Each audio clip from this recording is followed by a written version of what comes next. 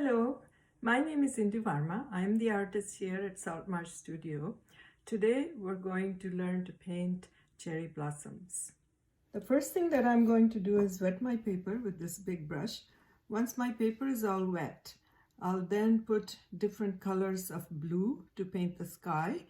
So let's get started. So here I am. I'm going to wet my paper. This is 140-pound cold press Fabriano paper. You can also have hot press. Hot press will work just as well. So that is the first thing that I'm doing, is wetting my paper all the way. Once it's all wet, now I'm going to first wet my brush and then take, this is cobalt blue that I'm taking, and I'm just going to put it here and there, because as you know, the sky is never all even. So, and also remember that watercolors always dry paler than they look on the paper. And here I have the phthalo blue. Phthalo blue is a bit darker. It's more transparent compared to the cobalt blue. And I want to get it all the way to the end.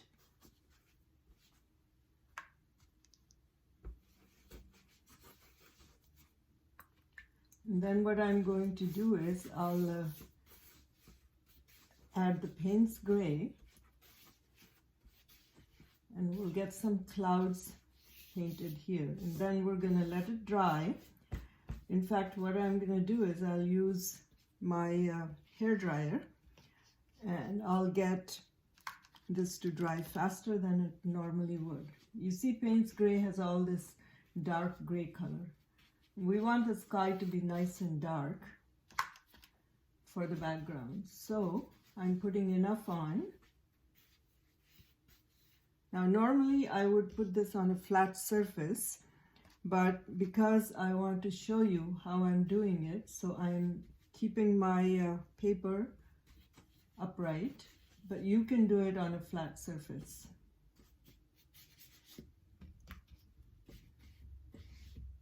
So what I'll do is I'll pick up the paper and I'll let the colors run sideways and here and there. And I'll also use paper towel to lift some color, and that will give the effect of clouds. Okay?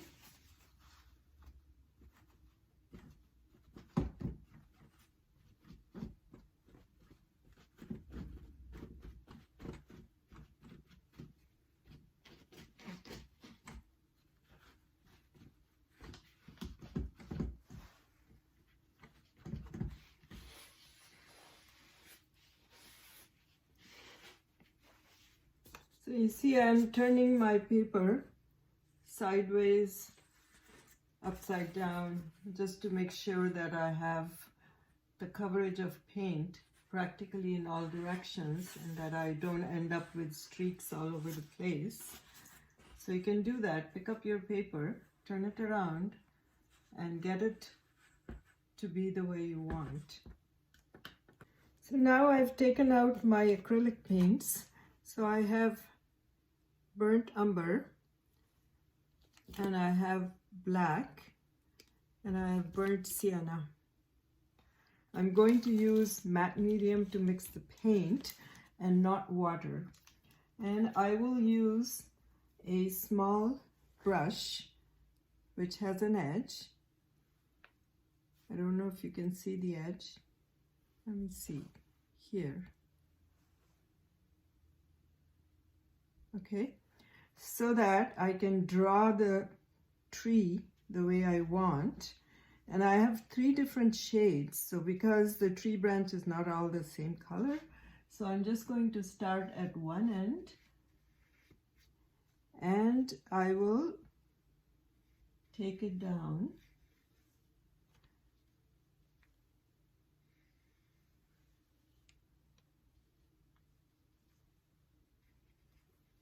Making it darker at this end. So I'm mixing a bit of the black and the burnt umber. And I'll put all the different colors mixed together.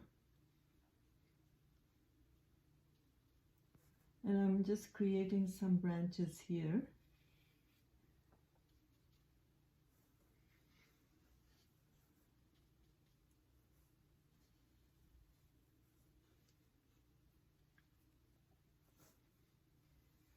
And we're going to have cherry blossoms all over these branches. So some can be darker, some can be lighter.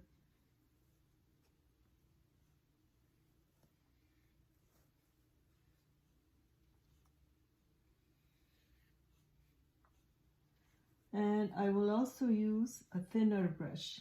So I got basically the structure here. Now I'll use a thinner brush.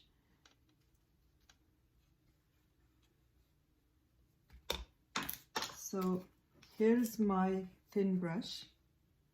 And I'm using again the matte medium and the 3 colors that I had taken out. So the thinner brush will give me a chance to add some more finer details.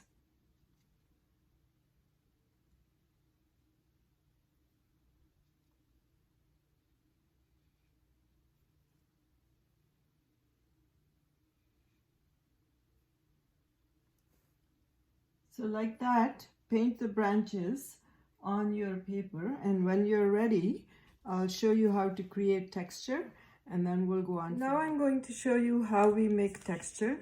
So on this plate, I have baby powder, and I have some regular glue right here, and I have a little tiny bit of matte medium.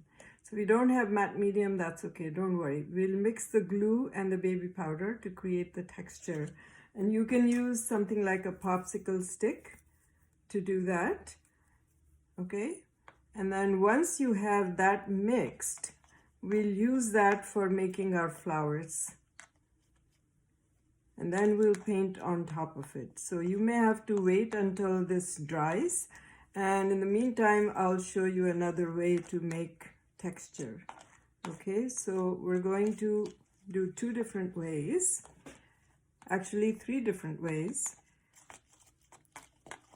Okay, so now what I'm going to do is I'll use the same stir stick and I'll put dots just like flowers all over my paper where I did the tree branches. And the flowers are covering the tree branches. Okay, so here's what we're going to do. We're just going to make these flowers, and I'm going to spread them just like they were some flowers on top of the tree branches. So just use the tip of your popsicle stick to make flowers here and there.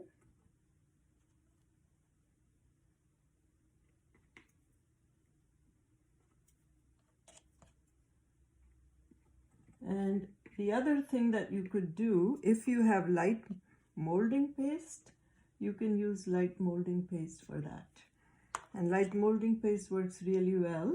It will dry white, and what we can do is afterwards put some paint on it.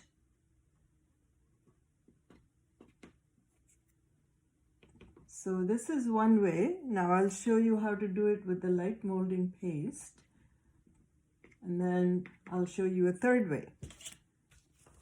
So here I have the light molding paste.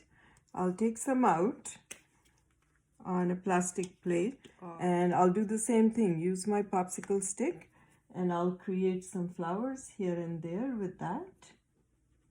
And you see, they don't look all that much different from the ones that we created using baby powder. So that's just another way of creating texture. So the whole idea is that we want these flowers to be popping out, not sitting flat on the paper. And the light molding paste as well as the baby powder glue mixture, it's going to dry white. And they usually recommend to let it dry for about 24 hours. Okay, so this is a second way of creating the flowers. Now I'm going to show you a third way, which is going to be using the paint directly. So I have some quinacridone magenta here, and I have some white, and I'm just mixing the two here. Now if you have a palette knife, that would be awesome. The palette knife works really well for doing this kind of a thing. So let me show you what I would do with a palette knife. This is what a palette knife is. You can get these in plastic, or you can get it in metal. Okay, so I'm going to take both the colors on my palette knife, and I'm going to just put these two colors where I think the flowers should go.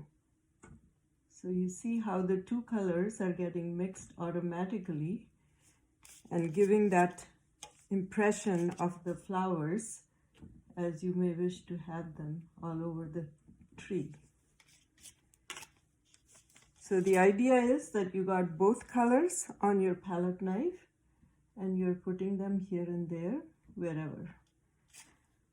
Once the other stuff dries, you can use a very, very thin mixture of paint to paint on top of it. If you don't have a palette knife, don't worry. You can use a brush which has some hard bristles, and you can just use the tip of that brush to put the blossoms here and there wherever you want. And that works just as well.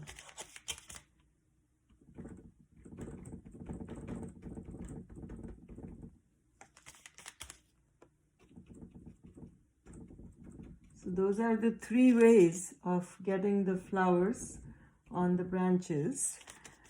And as we get closer to the edge, we would have flowers that are perhaps a little bit lighter in color and a little bit smaller. So here you have it, and I'll show you what the finished painting should look like.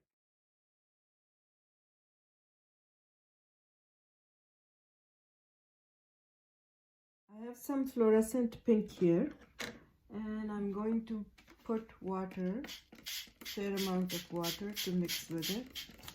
So it's really quite nice and thin. And I'm going to put it on my flowers.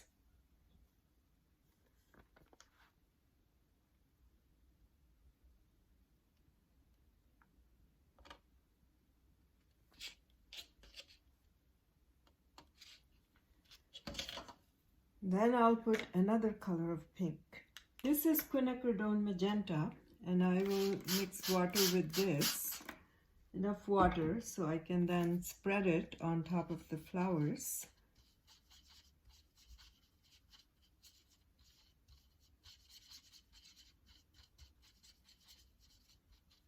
And then I can just spread it here and there. And as you can see, underneath we had the light molding paste, and it's absorbing that color.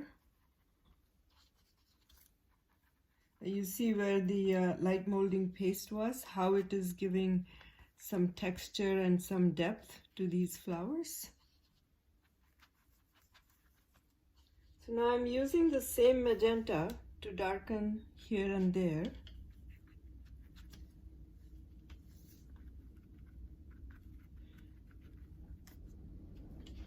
It gives the impression of the cherry blossoms, some that come forward, some that go behind. And then now we're going to add some white to this.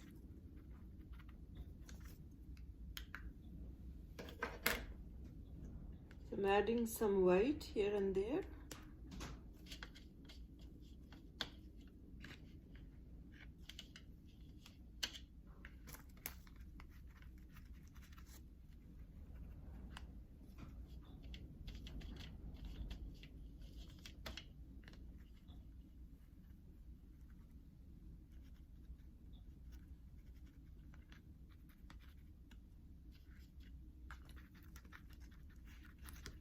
And then later on, if you wish to define the branches more, you can then go back and do the brown part more. Anyhow, that's painting cherry blossom. Here's what your finished painting should look like. Hope you had fun.